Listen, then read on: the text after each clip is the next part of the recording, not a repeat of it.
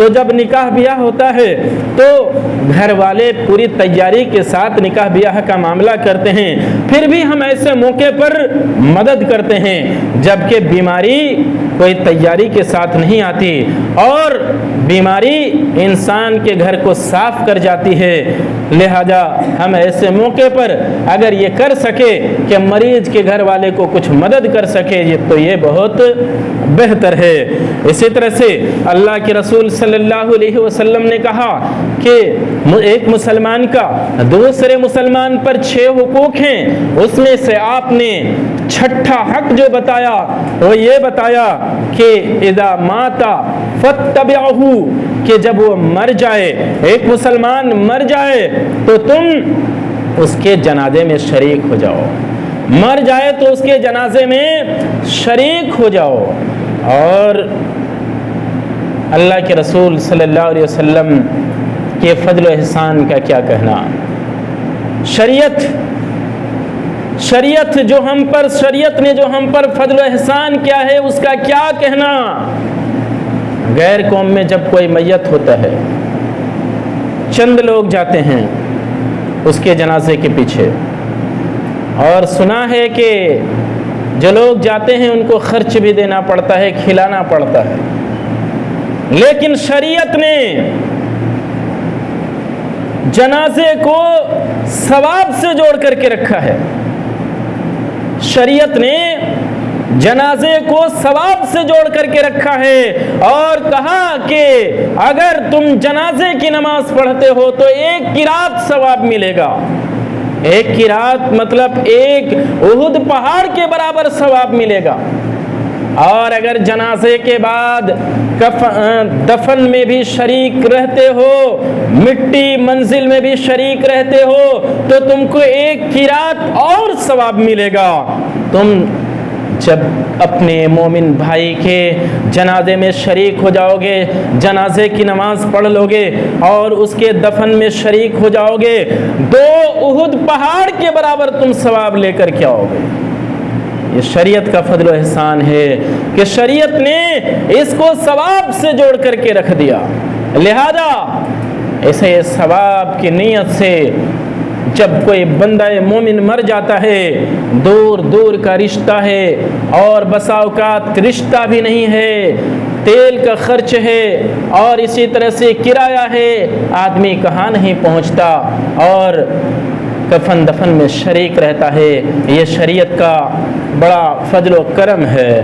لہذا اللہ کے رسول صلی اللہ علیہ وسلم نے ایک مسلمان کا دوسرے مسلمان پر جو حق بتایا اس میں چھٹا حق یہ ہے کہ جب کوئی مسلمان مر جائے تو اس کے جنازے میں تم شریک ہو جاؤ۔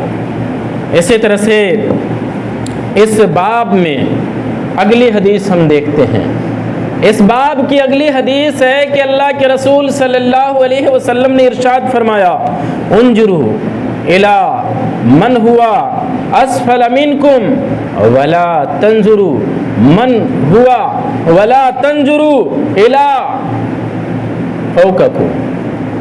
اللہ کے رسول صلی اللہ علیہ وسلم نے ارشاد فرمایا کہ تم ہمیشہ اپنے سے نیچے آدمی کو دیکھو، اپنے سے اوپر کے آدمی کو نہ دیکھو۔ کیا مطلب یہ ہے کہ اللہ تبارک و تعالیٰ نے اگر تم کو شکل و صورت دی ہے، جسم دیا ہے اور تم کو تم سے زیادہ شکل و صورت والا آدمی دکھے تو یہ نہ سوچو کہ میں کتنا کمتر ہوں اس کے مقابلے میں، یہ کتنا ہینڈسم ہے، کتنا خوبصورت ہے، کتنا جم رہا ہے، کتنا جچ رہا ہے، میں اس کے مقابلے میں کتنا خراب ہوں، میں اس کے مقابلے میں اچھا نہیں ہوں، کاش میں اس کی طرح ہوتا۔ ایسا اگر ہم سوچیں گے ہم کبھی اپنے اوپر صبر نہیں کر پائیں گے اور صبر نہیں کر پائیں گے اور اللہ کا شکر سے ہم دور ہو جائیں گے۔ اس لیے اللہ کے رسول صلی اللہ علیہ وسلم نے کہا کہ اپنے سے نیچے والے کو دیکھو، ان کو دیکھو جو شکل و صورت میں تم سے نیچے ہیں، جو چہرے میں شکل و صورت میں تم سے نیچے ہیں، جو لولہے ہیں، لنگڑے ہیں، اندھے ہیں، بہرے ہیں، گونگے ہیں، ان کو دیکھو اور رب کا شکریہ ادا کرو کہ رب تیرا کیا کرم ہے کہ تو نے مجھے ہاتھ دیا ہے، پیر دیا ہے، سننے کے لیے کان بہتر دیا ہے، آنکھیں دی ہیں، دماغ دیا ہے، ہم پاگل نہیں ہیں۔ تو تم اپنے سے نیچے کے آدمی کو دیکھو، نیچے کے آدمی کو دیکھو گے تو صبر تمہارے اندر آئے گا اور اللہ کا شکریہ بھی ادا کرو گے۔ اوپر والے کو دیکھو گے، صبر ختم ہو جائے گا اور اللہ کے شکر سے دور ہو جاؤ گے۔ اسی طرح سے اگر اللہ نے مکان دیا ہے، دکان دیا ہے، تو تم اپنے سے نیچے والے کے مکان کو دیکھو، اپنے سے نیچے والے کی دکان کو دیکھو۔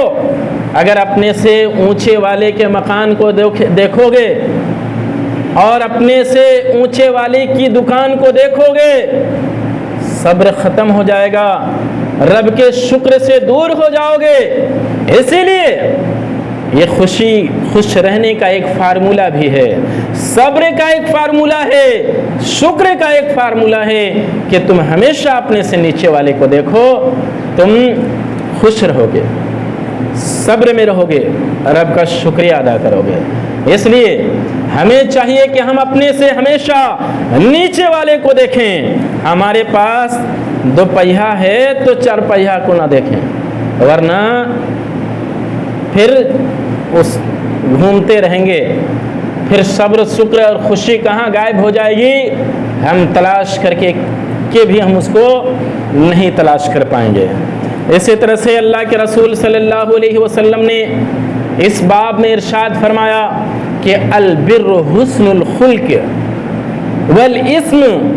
والاسم ما حاک فی نفسک او صدرک وکرہت ان یطلع علیہ الناس۔ اللہ کے رسول صلی اللہ علیہ وسلم نے ارشاد فرمایا کہ نیکی اچھے اخلاق کا نام ہے، نیکی اچھے اخلاق کا نام ہے، اور برائی کیا ہے؟ محاکا فی صدرکا۔ آپ نے کہا کہ برائی ناپنے کا آپ نے ایک پیمانہ بتایا، ایک آلہ بتایا، کہا کہ برائی یہ ہے کہ جب تم برائی کی طرف قدم بڑھاؤ تو تمہارا پیر کانپنے لگے، دل کانپنے لگے،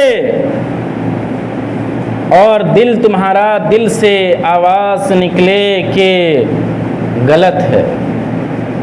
تم تھوڑے سے مال کے لیے جا رہے ہو، تھوڑے سے خوشی کے لیے جا رہے ہو، تھوڑی سی لذت کے لیے جا رہے ہو، تھوڑے سے مزہ کے لیے جا رہے ہو، لیکن غلط ہے۔ دل خود گواہی دینے لگے، دل خود گواہی دینے لگے۔ والاسم ما حاک فی صدرک، گناہ یہ ہے کہ تم قدم بڑھاؤ، قدم لرزنے لگے، دل کانپنے لگے، دل کہنے لگے اے بندہ تو جا رہا ہے تھوڑے سے مزہ کے لیے، تھوڑی سی خوشی کے لیے، تھوڑا سا مال کے لیے، لیکن غلط ہے۔ دل خود گواہی دینے لگے گا۔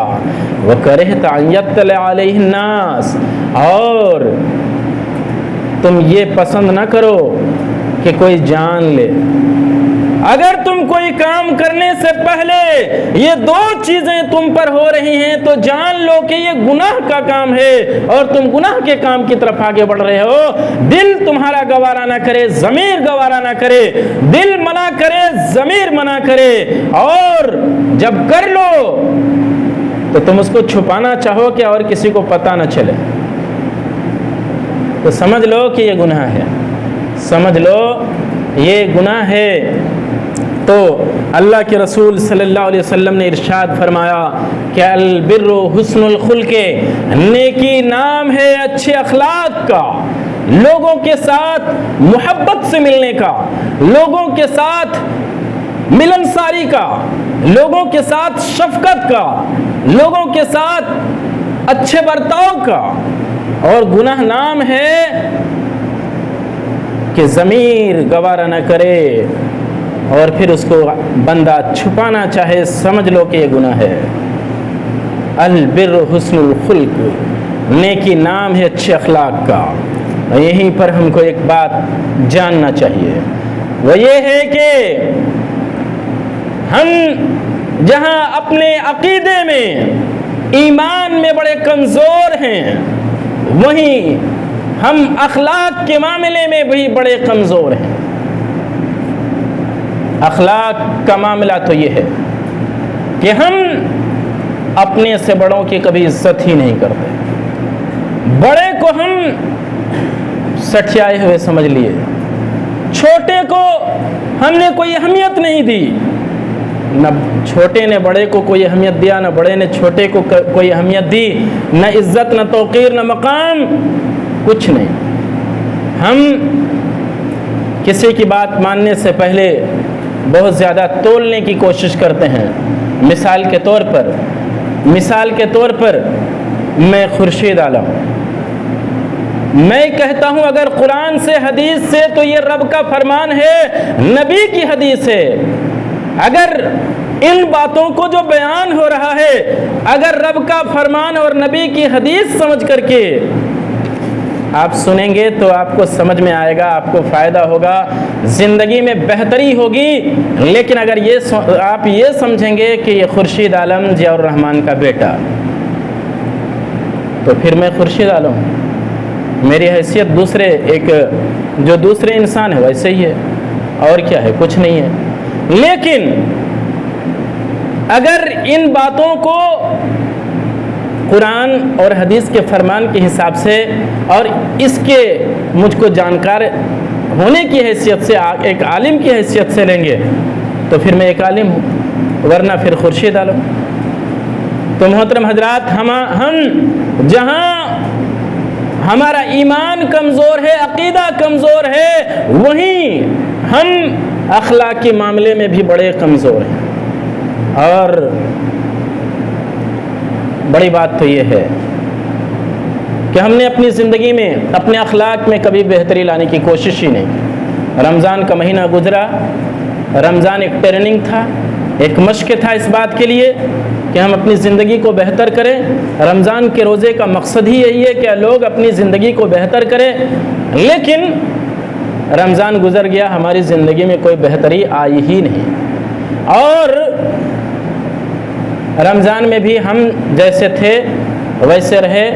رمضان میں بھی لوگوں نے جو برائیاں کرنے کی جو عادتیں تھیں، لوگوں نے وہ سب برائیاں کیا۔ شرابیوں نے بھی کھلے عام رمضان کے مہینے میں بھی شراب پیا،